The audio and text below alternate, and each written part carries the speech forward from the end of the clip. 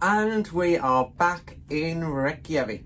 Very excited. This is the second time we visited. The first time we did pretty much a 9-hour Golden Circle tour. It was absolutely fantastic. I'll pop a link to that vlog in the description. But today we just wanted to get off and explore the city. Yeah, so this time we're going to be exploring the city of Reykjavik, so why not come with us? Hi, if you're new to our channel, we are Tom and Dom Travel and we release a new cruise related video every single week. So if you haven't done so already, make sure you hit that subscribe button and don't forget to give this video a like. We headed down to the gangway on deck 5 today, where we disembarked the ship and found our way to the shuttle stop. Fortunately, the Port of Reykjavik puts on a free shuttle service. The bus runs every 20 minutes and the bus stop was just outside our terminal. Now, the bus does service a number of cruise ships, so please be aware that there could be some big queues at times. But luckily for us, we only waited about 15 minutes and we were on a bus. The bus does a little loop all the way to the harbour, which is in the city centre. After our quick journey on the bus, we exited the bus at the harbour centre, as Dom said, and we headed straight towards the city centre. At the harbour centre, you can also pick up the hop-on, hop-off bus. Now, we were considering doing this, however, the reviews weren't that good. So we thought we'll just leave it and make our own way around. And fortunately, having spoken to a number of other passengers,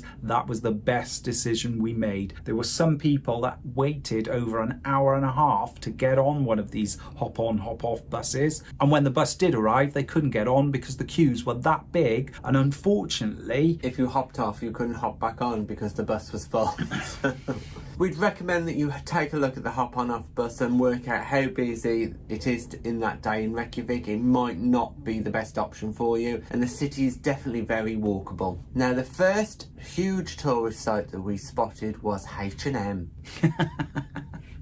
H&M is a good thing because you can find it easily and you know you're heading in the right direction. So if you head towards H&M and then turn left. After you turn left from H&M, you come across a monument in the middle of a grassed area. So we headed straight past there after taking a quick look and into the main shopping street. The main shopping street of Reykjavik is quite long actually, and it's got lots of little traditional Icelandic stores as well as larger supermarkets that you will be more familiar with. Now, as we were walking up the main street, we got distracted by the Rainbow Road that seems very popular with Instagrammers, so we had to take the opportunity to take a couple of photos here, and it was a very busy spot. It has been freshly painted as it was Reykjavik Pride last week, so it was a great opportunity to spend a bit of time there and get some great photos. Now, the Rainbow Road also leads you directly to the church. Now, this is the iconic building that everyone can see from all directions in Reykjavik. Along the Rainbow Road there are also a whole host of cafes, bars and restaurants if you're feeling a little bit thirsty or hungry. Now, I'm sure the Rainbow Road does have an official street name, but we don't know it, so we're calling it the Rainbow Road.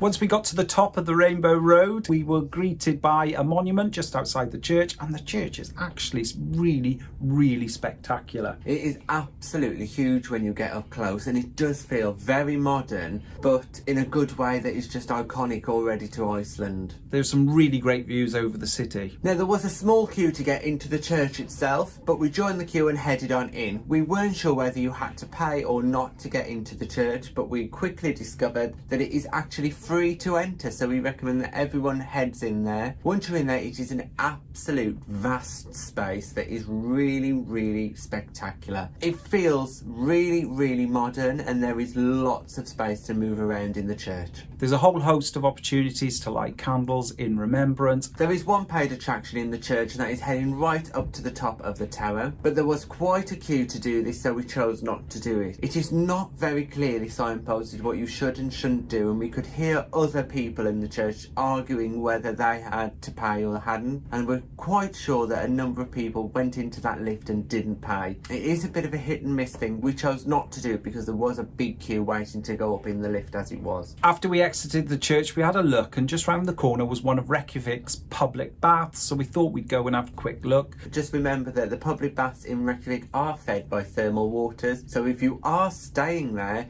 it might be worth checking one of them out. After visiting the church, we headed back to the main shopping street in Reykjavik and visited a number of the stores. It's a great opportunity to do some shopping locally and grab some of that iceware that everyone seems to be talking about at the moment. Also on the main shopping street there is the opportunity to visit the Reykjavik Ice Bar. There's opportunity to go in there and have a drink in an ice glass, wearing some of the thermal clothes that they provide you. We've been in an ice bar before, so we chose not to go there this time, but if you haven't, it's definitely worth checking it out. There's also a tourist information centre where you can pick up information about tours and local attractions as well. And what we did also come across was a Christmas shop.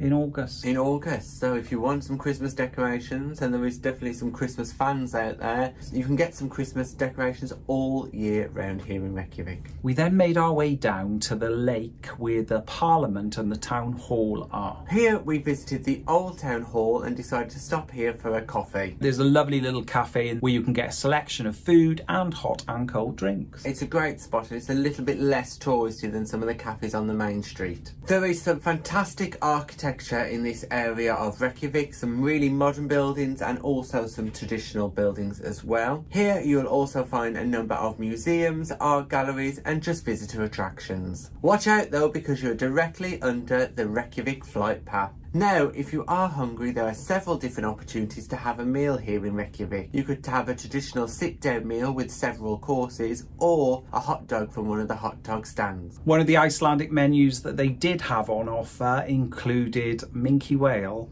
and roasted puffin.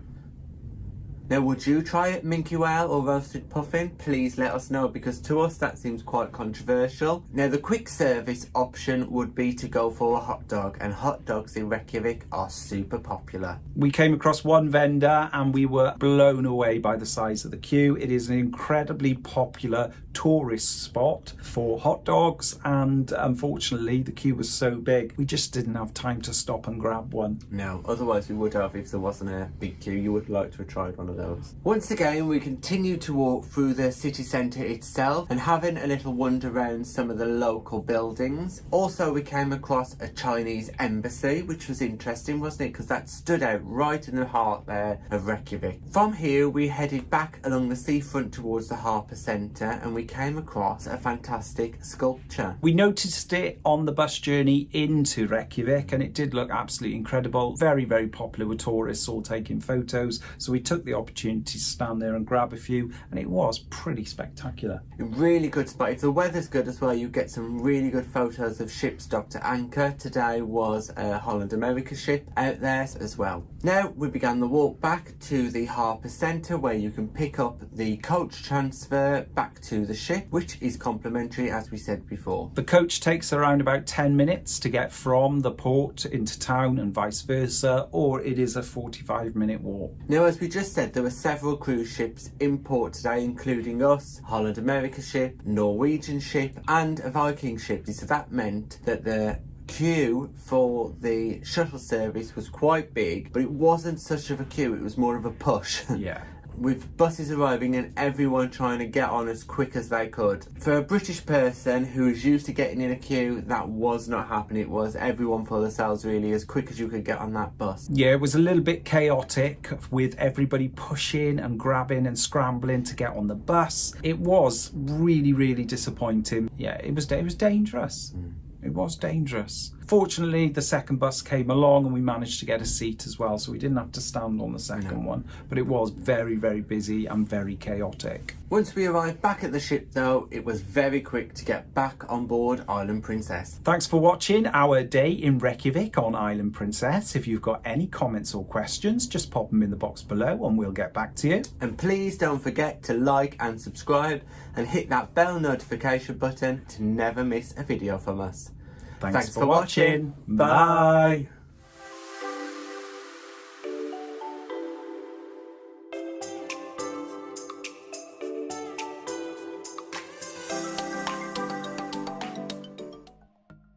Thanks for watching. We've got lots more content available on our YouTube channel, so press that subscribe button.